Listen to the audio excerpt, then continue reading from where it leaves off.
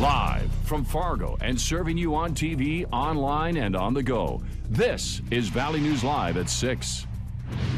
They couldn't find the packages at first, so I had to sit and wait. Someone went in the back, and they didn't seem very happy since they were so busy, you know, kind of going out of their way to find someone's packages. Mail problems continue to be an issue in the Valley. After Valley News Live first brought you a story about missing mail in one Fargo neighborhood, we received many more calls about other neighborhoods having the same issue. Valley News Team's Rose Itzkovitz answers your question. What's going on with the mail service in town?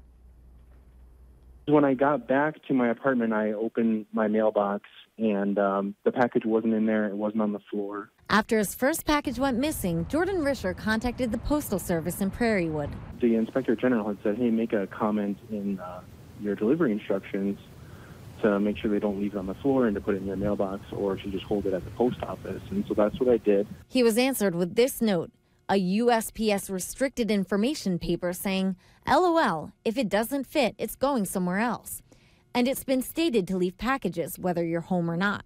Risher says while the note had many choice words, none of them included where he could actually find his package. I had just kind of been through a lot at that point and was really stressed out. Like, you know, I just wanted my package. Risher's landlord says many packages are stolen from that building, even though the door locks from the outside.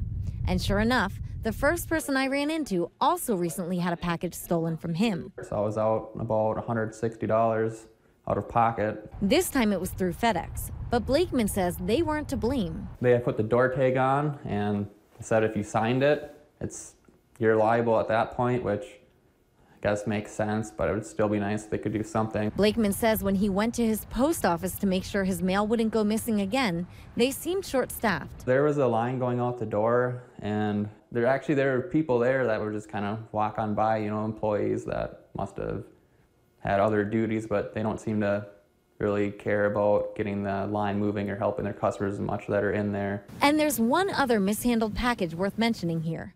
A Fargo woman wishing to remain anonymous shared emails she sent to the USPS, saying she drove around for an hour looking for her Zulily package, only to find it properly addressed to her, but in front of the wrong home. I sent her emails and Risher's note to corporate communications and received back an email saying they contacted the customer who experienced the mishandled package and apologized. In Fargo, Rose Itzkovitz, Valley News Live. To read the USPS's full statement, head to our website, valleynewslive.com, and click on the story. We've sent a public information request to the United States Postal Service for more answers and are waiting on that. New developments tonight in a story that we've been following out of South Fargo. Police now say 6 people are facing charges in a smash-and-grab burglary spree. These 6 people are all facing 5 counts of conspiracy to commit theft after the string of burglaries from area child care and fitness facility parking lots. 5 of the 6 are from Florida. The other has a South Dakota address listed. Police say the investigation is still ongoing, and they're reminding you to remove valuables and lock your vehicle doors.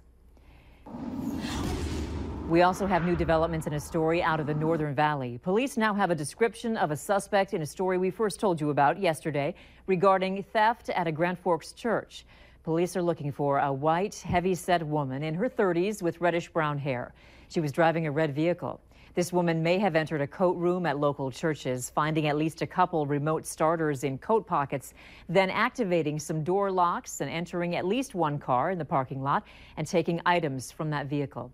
If you or someone you know has any information on this person, call Grand Forks Police at 787-8000. Mother Nature decided to let it snow today.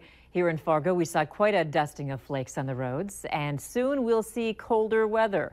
Hutch, are we expecting a lot of snow overnight? No, the snow showers are exiting quickly to the south. In fact, take a look at the Skycam, and it is a gorgeous setting sun.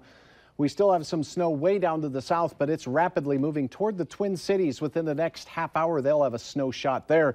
Gusts of wind over 30 miles per hour will continue for the next few hours, but then the wind decreases with temperatures. We'll be in the sub-zero category by 10 o'clock tonight, on our way to some vicious lows. Wind chill advisories for the entire viewing area. Your forecast is coming up in just a few minutes. All right. Thanks, Hutch. The NFL has teamed up with the Department of Homeland Security, the FBI, and state, county, and city law enforcement to ensure everyone who attends the Super Bowl gets in and out safely. Valley News Team's Alex Egan attended the annual public safety press conference today to hear how those groups plan on accomplishing their goal. He joins us live now with much more. Alex? Hey, good evening, Andrea. Yeah, today's press conference held with those officials that you mentioned focused on a few of the things fans might and might not see as they head into a Sunday's game if they're attending it. Kathy Lanier, the head of the NFL security, said there are a couple of unique safety challenges they face here in Minneapolis. The stadium, as you have realized, does sit in the heart of the city, so pretty tightly wedged in the center of the city, and building out a secure perimeter took a little creativity. Another challenge, as I'm sure that you have already figured out, is it gets a little chilly here.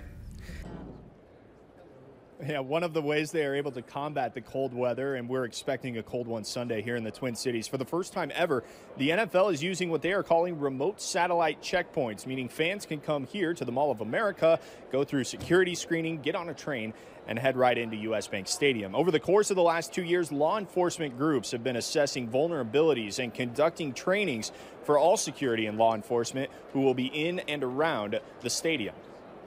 Philadelphia and New England coaches, they've done the X's and O's, developed their game plan, and it will soon be the players' job to execute that plan. In law enforcement, it's the same thing. We've planned, we've trained, it's game time for us, and we are ready to do what we need to do and to take care of anything that comes our way. Department of Homeland Security has identified this as a level 1 event, meaning there will be federal officials on hand, some 1,700 of them, in fact, to make sure that this event runs smoothly and safely. We don't have any credible or specific threat intel, but we will continue to actively monitor channels with our international partners and be in close and constant contact with all of the folks you see behind me. One of the questions asked today of the people on the dais today about what they've learned after events like the Las Vegas shooting. Minneapolis Police Chief Medaria Arradondo said he couldn't talk specifics, but he did say that they learned from that incident and they'll be applying those lessons this weekend. We're going to come back out to the Mall of America a little bit later on. Beth Houle talked with members of both teams. We'll hear from them later on in sports. For now, live at the Mall of America, Alex Egan, Valley News Live. All right, thank you, Alex. And later on Valley News Live at 6, after all the changes to UND athletics, some say it's now time for a new mascot. But first, some parents are outraged that a game at the Detroit Lakes High School involved students putting plastic bags over their heads.